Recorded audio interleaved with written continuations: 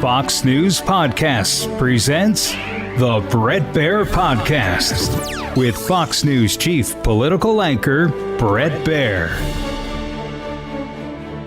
We are joined by former Secretary of State, former National Security Advisor, Dr. Condoleezza Rice, who has a new essay in Foreign Affairs magazine. Secretary Rice, thanks for joining us. Pleasure to be with you, Bret, as always.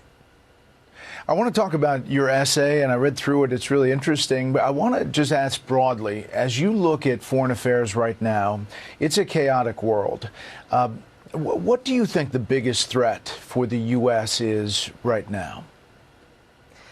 Well, there are multiple threats. I think one of the biggest things that's changed recently is that we have this great power conflict with China, with Russia, that's territorial. That brings militaries into play in ways that we haven't seen for a very long time. Obviously, the Middle East is always a source of tension and problem, and Iran's activity there, Iran's aggressiveness there. And of course, in the Asia-Pacific, there's always North Korea that stands up and shows its face whenever you forget that North Korea is a problem. And so, Bret, really the whole purpose of this essay was to say that there are going to be multiple lines of threat in the international system. What we need most is American power and American principle to deal with them. Well, to your point, this essay, The Perils of Isolationism, I'll quote from it: "The new four horsemen of the apocalypse, populism, nativism, isolationism, and protectionism, tend to ride together, and they are challenging the political center. There can be no more platitudes about the advantages of globalization for all. There must be a real effort to give people meaningful education, skills, and job training. The task is even more urgent since the technological progress will severely punish those who cannot keep up." What's the elevator pitch that you're trying to get across here?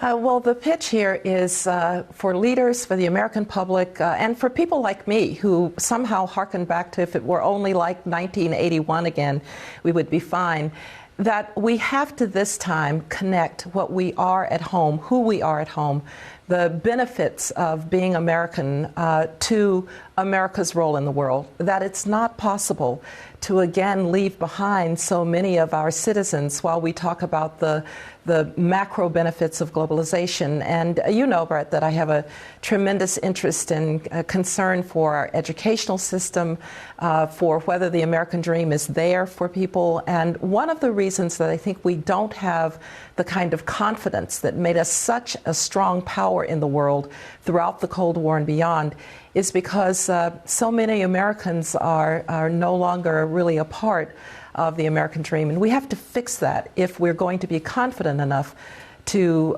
lead the world. And really, we are the only choice for democracy and for decent governance in leading. But we also have to recognize we've got work to do at home. And that's why I tried to link these elements.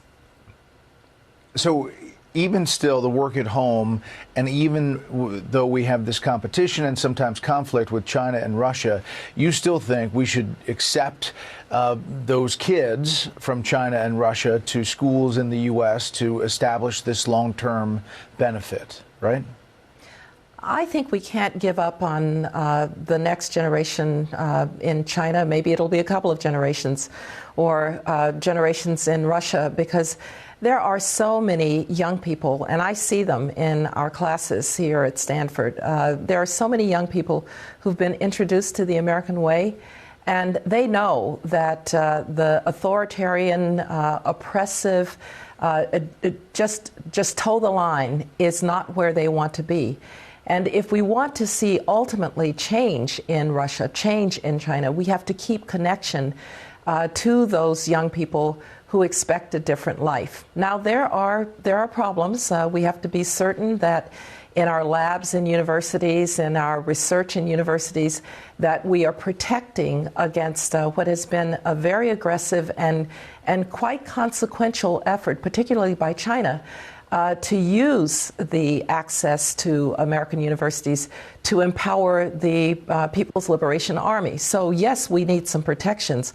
I've talked a lot to our intelligence agencies, to the FBI about these problems, but let's not cut off these people who will be for generations the leadership of China and Russia.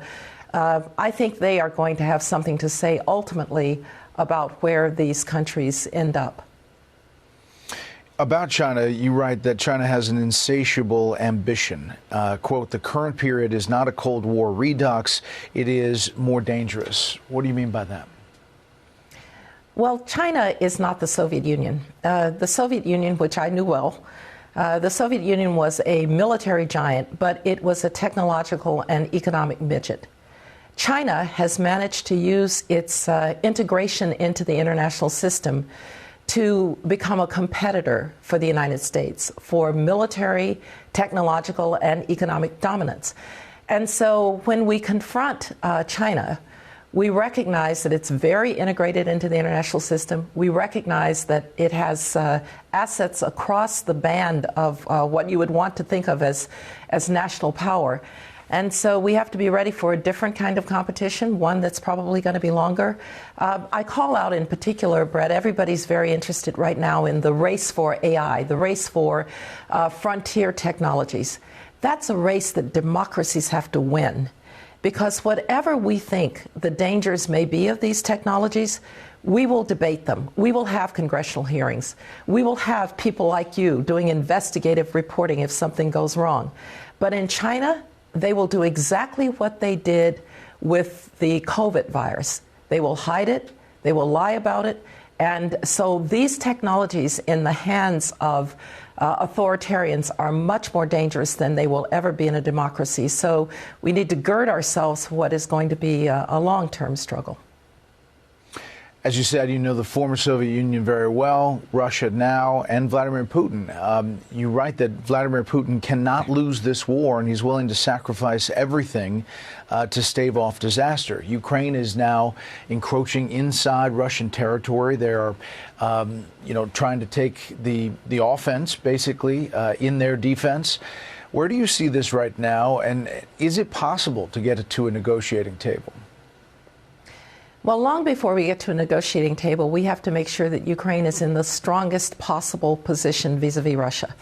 It is true that Vladimir Putin does not think he can lose this war. In a sense, he's already lost the war that he thought he was fighting. He planned to land his forces in Kyiv, change the government, and snuff out Ukrainian independence. That failed. Now we need to make sure that Russia pays a price for what it did so that other authoritarians don't get the idea that territorial conquest comes free.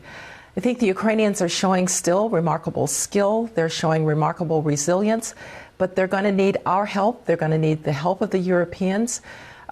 We are finally giving them the kind of military equipment that they need to make sure that Russia pays a price for what it did.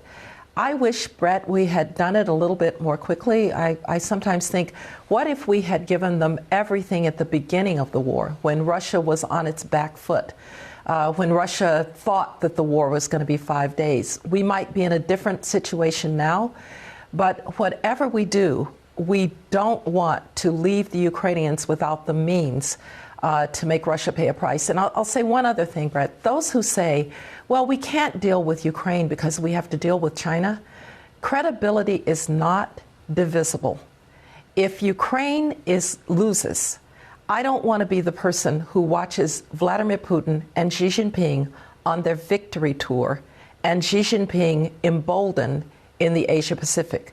So these two are linked. They're linked in the minds of Xi Jinping and Vladimir Putin. They're linked in the minds of our allies. We, unfortunately, are the only country, or maybe fortunately, given who we are, the only country who can hold the line against these authoritarians who now have territorial ambitions. And so for the people who say we've spent a lot of money there, it's true that we haven't put soldiers on the ground, but we've spent really a lot of money and finally, as you mentioned, gotten the weapons that Ukraine has asked for. over there, but that the onus should be on Europe in their territory. For those people, what do you say to them? Well, I fully agree that our allies need to do more all over the world. And the Europeans are finally really stepping up in important ways. I do think, by the way, it's remarkable and probably not what Putin had in mind that we have Sweden and Finland now in the alliance who have real military capability. Yes, the allies should do more, but it doesn't let us off the hook to do the things that we need to do.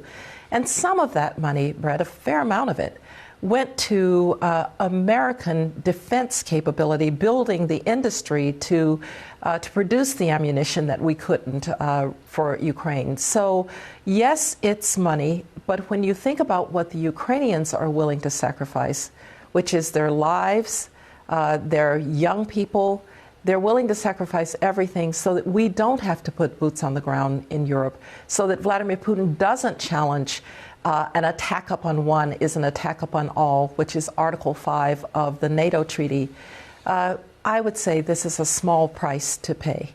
We'll hear more after this. Years ago, and it's hard to believe how many years ago, when I was covering the Bush administration, I sat down with you a number of times at the State Department talking about the issues of the day. We talked a lot about Iraq, obviously, because that was the biggest issue of the day. The Middle East has changed since then. How do you see this, especially with Israel, Gaza, Israel, Hamas, and where that is going right now? What happened on October 7th to Israel was an act of barbarity and sophistication on the part of Hamas that I didn't think I would ever see. Remember that the Israelis left Gaza in 2005, and they've been rewarded with terrorism out of Gaza. Anybody who thinks that Hamas represents the legitimate interest of the Palestinian people in any way is delusional. And so the Israelis will have to reestablish deterrence. They will have to weaken Hamas to the degree that they can, something, by the way, that most Arab states want to see. Yet Israel has to also be able to think about its day after. First and foremost, what is going to be the state of the Israeli economy? Are people going to continue to invest in Israel? So in a sense, this war will need to end. They do have the hostages that they need to get back. And there's one more thing. One way that the Middle East changed before this conflagration was it changed for the better. When through really some quite elegant diplomacy of the Trump administration, you got the Abraham Accords. And the Gulf Arab states, the UAE, Kuwait, and others were ready to end the state of war with Israel and recognize Israel. I think Saudi Arabia was well on the way to doing that.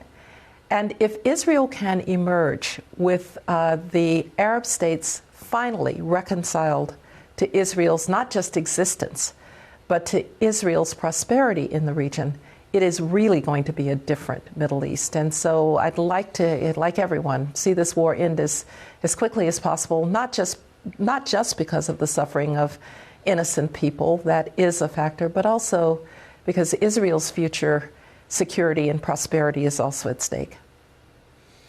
Iran's fingerprints are all over October 7th and supporting Hamas financially. It's also moving quickly on its nuclear front. Just Thursday, Iran has further increased its stockpile of uranium enriched to near weapons-grade levels in defiance of international demands, according to a IAEA report.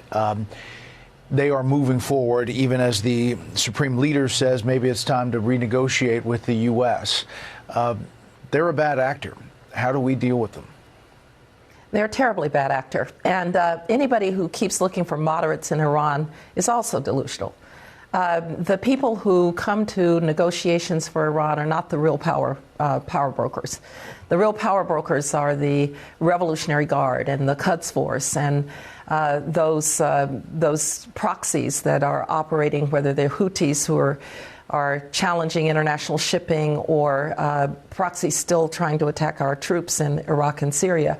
And so the only answer with Iran is to recognize that, never give another penny back to Iran from frozen assets, continue to put pressure on that regime, by the way, which is extremely unpopular with its people. The only reason you hear from the recent president of Iran, the one who was just elected, oh, we should go back to the table, we should try to repair relations, is because that economy is suffering. Continue to make it suffer. Continue to force Iran to make hard choices. Because what we do know about the money that was returned to Iran was that it went mostly to fund Hezbollah and Hamas. And so you don't have an option with Iran but to be very tough and to send a message, which I think we finally did with the recent deployments to Iran, to send a message that Iran will not get away with continuing to cause trouble, particularly for our forces, but also for the forces of our allies. I think we have no choice with Iran but to recognize who we're dealing with and to deal with them accordingly. We're obviously in the middle of a presidential election. Things get heated. How much do you think foreign policy is going to play in the end game? We didn't think it was going to play in 2004. It did. How much do you think it'll play this time around? Well, that depends a little bit on whether tough questions are asked about foreign policy. I do think that the American people want to know what the candidates think about the international economy. Does trade have any role to play in it? What do you think about China and China's aggressiveness, but also the fact that it's a big country that we're going to have to deal with for a long period of time? And how are you going to stand up to the Vladimir Putins of the world and say that far and no further? So I think there are some really important questions out there about foreign policy, but perhaps the most important one is where we began. How are you going to make sure that a more confident America is willing to play the role that we have in the past of making sure that it's a more prosperous and peaceful world? And oh, by the way, are you going to tell the American people that we're kind of the only option? And every time we've tried not to be that option, whether it was in World War I, or trying to wait it out in World War II, or not recognizing in 2001 that the fight was about to come to us, we've paid a heavier price than if we had remained engaged. That's the message that I hope the presidential candidates will carry to the American people. I think I know the answer to this one, but if given the right job, would you go back into government, or would you ever still consider running for office ever? Well, I don't have the DNA to run for office. I'm quite certain of that. And I've done what I can do, Bret. I was fortunate to be National Security Advisor and Secretary of State for a president that I admired in George W. Bush, and a president who trusted me at a time of consequence for the country. And we didn't do everything perfectly. As a matter of fact, we made, I'm sure, many mistakes. I think we stood for the right things. Most importantly, that everybody ought to have a chance to resist tyranny in the world, and when they do, America is safer. We stood for things like the President's Emergency Plan for AIDS Relief, which showed the compassion of America and has saved 25 million lives. And so I'm grateful for the work that I got to do on behalf of this great country.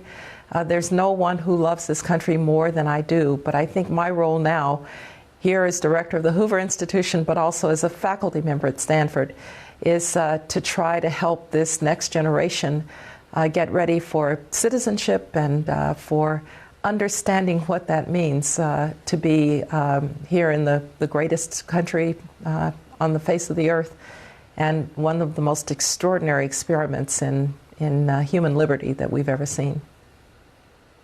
Two more very important questions. One, how are the Broncos going to be this year? I'm excited about the Broncos this year. We're going to be young. We're going to be young. That brings a lot with it. But I had the not pleasure of watching Bo Nix when he was playing at Oregon, because he was always stomping on Stanford. But now I can pull for him. I'm very excited about it.